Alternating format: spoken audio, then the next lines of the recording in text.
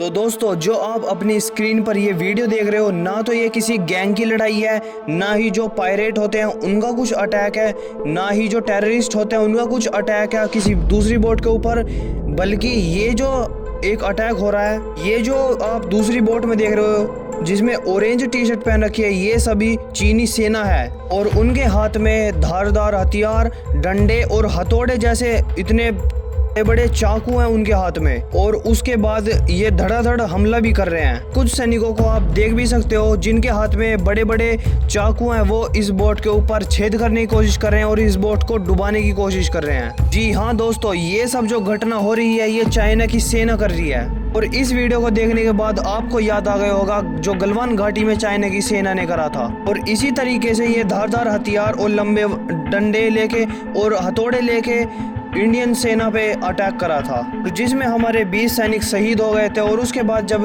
Indian army ने reply दिया तो चाइना के होश उड़ गए थे कि इंडियन आर्मी इतना बड़ा एक रिप्लाई कैसे कर सकती है चाइना को। तो जैसी गलवान घाटी में एक क्लैश करा था चीनी सेना ने, ऐसे ही सेम टू सेम क्लैश आज के टाइम पे चाइना साउथ चाइना सी के अंदर भी कुछ ऐसा ही कर रहा है। और ये जो वीडियो निकल के आई है, इसके जो आप ओपोनेंट में देख सकते हो, जो चाइना की जो आर्मी अटैक कर रही है वो फिलीपींस के लोग हैं। जी हाँ दोस्तों, ये जो फिलीपीन देश है ये साउथ चाइना सी के अंदर ही पड़ता है, और फिलीपींस के बहुत सारे जो आइलैंड है वो उनके जो मेन टेरिटरी है उससे थोड़े दूर दूर है, जिससे कि जो चाइना है वो क्लेम करता है कि ये हमारे आइलैंड है। चीन कहता है कि ये हमारे आइलैंड है और फिलीपीन बोलता है कि ये हमारे आइलैंड है। और मैं आपको बता दूं कि फिलीपीन ये भी बोलता है कि आज के टाइम से नहीं रह रहे हमारे लोग यहाँ पे, बल्कि सदियों से हमारे लोग यहाँ इन आइलैंड पे रहते हुए आए हैं। ऐसे में ये आपके आइलैंड कैसे हो सकते हैं? वैसे भी जो इन जमीन के टुकड़ों की जो दूरी है मेनलैंड चाइना से वो बहुत ही ज़्यादा है,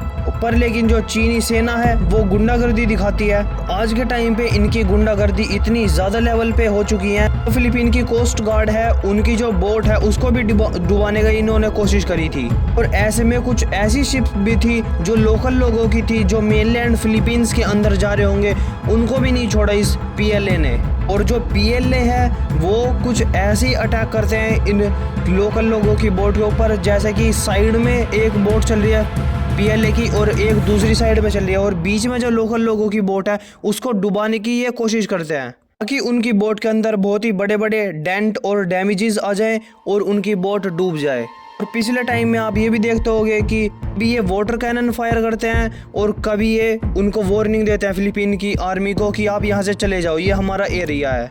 पर लेकिन आज के टाइम पे जो इनकी गुंडागर्दी है वो इस लेवल पे बढ़ चुकी है कि अब ये डायरेक्ट अटैक भी करना स्टार्ट कर दिया इन्होंने। ऐसे में जो फिलीपीन की आर्मी है यानी कि सेना है, उन्होंने भी बिल्कुल मुंह तोड़ जवाब दिया है। लेकिन आपको भी पता है और मुझे भी पता है कि फिलीपीन की जो आर्मी है वो बहुत छोटे लेवल पे एक पावर रखती है, और जो चाइना की आर्मी है वो बहुत बड़ी पावर है। और इसी चीज़ को लेके जो PLA यानी कि चाइना की आर्मी है वो सोचती है कि हम इनको बहुत ही आसानी से डरा देंगे, जो हम आइलैंड का दावा करते हैं तो वो हमारा बिल्कुल पक्का हो जाएगा। वो फिलीपींस के हों, पर लेकिन वो डर के मारे यहाँ से भाग जाएंगे और जो ये आइलैंड है फिर ये हमारे हो जाएंगे। उसके बाद वहाँ पे चीनी सेना अपने एक मिलिट्री बेस बना लेगी। कुछ इसी रणनीति पे ये चलते हैं। ऐसे टाइम पे फिलीपीन को बहुत ही ज़्यादा ज़रूरत है भारत की और अमेरिका की। और मैं आपको बता दूँ, भारत के बहुत ही ज़्यादा क्लोज में है ये फिलीपींस और बहुत ही फ्रेंडली कंट्री भी है। यहाँ तक कि इन्होंने भारत से हाल ही में ब्रह्मोस मिसाइल भी परचेज करी थी। ऐसे में इनके अमेरिका के साथ भी बहुत अच्छे रिलेशन है। अब देखना ये होगा कि इंडिया और अमेरिका कैसे इस सिचुएशन के अंदर फिलीपींस की मदद करते हैं। पर लेकिन मैं आपको बता दूं, अमेरिका तो 101% फिलीपींस की मदद करेगा, पर देखना ये होगा कि इंडिया कैसे मदद करता। और अगर भारत कोई हेल्प करता है तो मैं उस पर एक वीडियो लेकर आ जाऊँगा। आप सब्सक्राइब कर सकते हो और अपना व्यू पॉइंट इस न्यूज़ को लेकर कॉमेंट में शेयर कर सकते हो।